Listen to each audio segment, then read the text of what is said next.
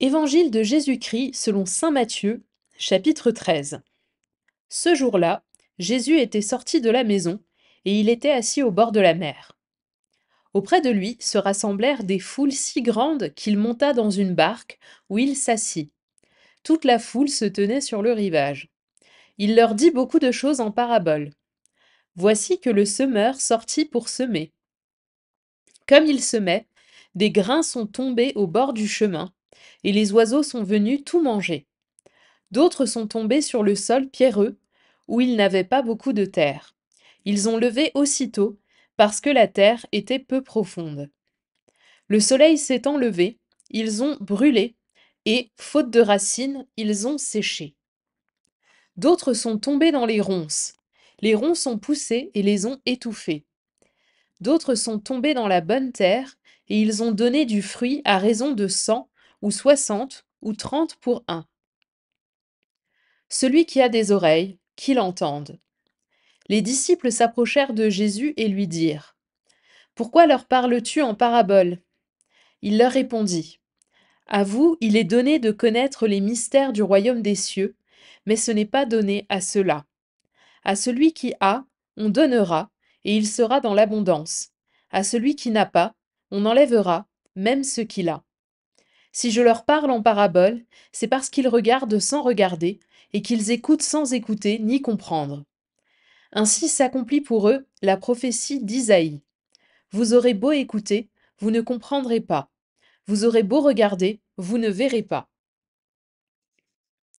Le cœur de ce peuple s'est alourdi.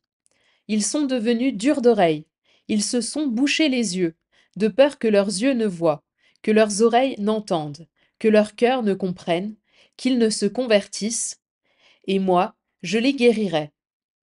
Mais vous, heureux vos yeux, puisqu'ils voient, et vos oreilles, puisqu'elles entendent. Amen, je vous le dis. Beaucoup de prophètes et de justes ont désiré voir ce que vous voyez, et ne l'ont pas vu, entendre ce que vous entendez, et ne l'ont pas entendu. Vous donc, écoutez ce que veut dire la parabole du semeur. Quand quelqu'un entend la parole du royaume sans la comprendre, le mauvais survient, et s'empare de ce qui est semé dans son cœur.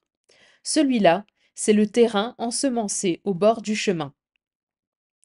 Celui qui a reçu la semence sur un sol pierreux, c'est celui qui entend la parole et la reçoit aussitôt avec joie. Mais il n'a pas de racine en lui. Il est l'homme d'un moment. Quand vient la détresse ou la persécution à cause de la parole, il trébuche aussitôt. Celui qui a reçu la semence dans les ronces, c'est celui qui entend la parole. Mais le souci du monde et la séduction de la richesse étouffent la parole, qui ne donne pas de fruit. Celui qui a reçu la semence dans la bonne terre, c'est celui qui entend la parole et la comprend. Il porte du fruit à raison de 100, ou 60, ou 30 pour un. Il leur proposa une autre parabole. Le royaume des cieux est comparable à un homme qui a semé du bon grain dans son champ. Or, pendant que les gens dormaient, son ennemi survint. Il sema de l'ivraie au milieu du blé et s'en alla. Quand la tige poussa et produisit l'épi, alors l'ivraie apparut aussi. Les serviteurs du maître vinrent lui dire: Seigneur, n'est-ce pas du bon grain que tu as semé dans ton champ? D'où vient donc qu'il y a de l'ivraie? Il leur dit: C'est un ennemi qui a fait cela. Les serviteurs lui disent: Veux-tu donc que nous allions l'enlever? Il répond: Non. En enlevant l'ivraie, vous risquez d'arracher le blé en même temps. Laissez-les pousser ensemble jusqu'à la moisson. Et, au temps de la moisson, je dirai au moissonneur: Enlevez d'abord l'ivraie, liez-la en botte pour la brûler. Quant au blé, ramassez-le pour le rentrer dans mon grenier. Il leur proposa une autre parabole. Le royaume des cieux est comparable à une graine de moutarde qu'un homme a prise et qu'il a semée dans son champ. C'est la plus petite de toutes les semences, mais, quand elle a poussé, elle dépasse les autres plantes potagères et devient un arbre, si bien que les oiseaux du ciel viennent et font leur nid dans ses branches. Il leur dit une autre parabole. Le royaume des cieux est comparable au levain qu'une femme a pris et qu'elle a enfui dans 3 mesures de farine jusqu'à ce que toute la pâte ait levé. Tout cela, Jésus le dit aux foules en parabole, et il ne leur disait rien sans parabole, accomplissant ainsi la parole du prophète. J'ouvrirai la bouche pour des paraboles, je publierai ce qui fut caché depuis la fondation du monde. Alors, laissant les foules, il vint à la maison. Ses disciples s'approchèrent et lui dirent: Explique-nous clairement la parabole de l'ivraie dans le champ. Il leur répondit: Celui qui sème le bon grain, c'est le Fils de l'homme. Le champ, c'est le monde. Le bon grain, ce sont les fils du royaume. L'ivraie, ce sont les fils du mauvais. L'ennemi qui l'a semé, c'est le diable. La moisson, c'est la fin du monde. Les moissonneurs, ce sont les anges.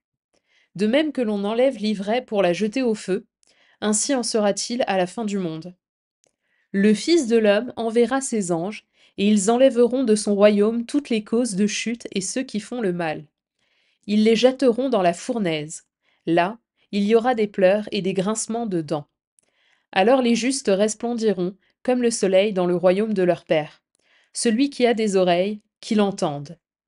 Le royaume des cieux est comparable à un trésor caché dans un champ. L'homme qui l'a découvert le cache de nouveau. Dans sa joie, il va vendre tout ce qu'il possède et il achète ce champ. Ou encore, le royaume des cieux est comparable à un négociant qui recherche des perles fines. Ayant trouvé une perle de grande valeur, il va vendre tout ce qu'il possède et il achète la perle.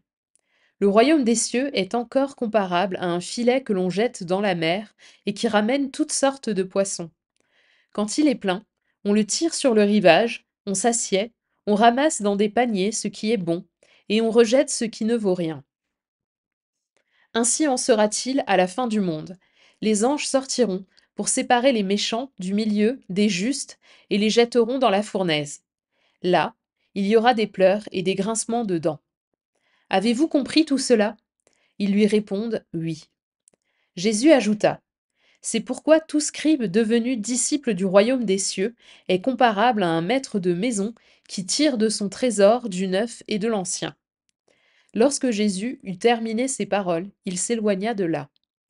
Il se rendit dans son lieu d'origine, et il enseignait les gens dans leur synagogue, de telle manière qu'ils étaient frappés d'étonnement et disaient: D'où lui viennent cette sagesse et ces miracles? N'est-il pas le fils du charpentier? Sa mère ne s'appelle-t-elle pas Marie, et ses frères Jacques, Joseph, Simon et Jude? Et ses sœurs ne sont-elles pas toutes chez nous? Alors, d'où lui vient tout cela? Et ils étaient profondément choqués à son sujet. Jésus leur dit: Un prophète n'est méprisé que dans son pays et dans sa propre maison. Et il ne fit pas beaucoup de miracles à cet endroit-là, à cause de leur manque de foi.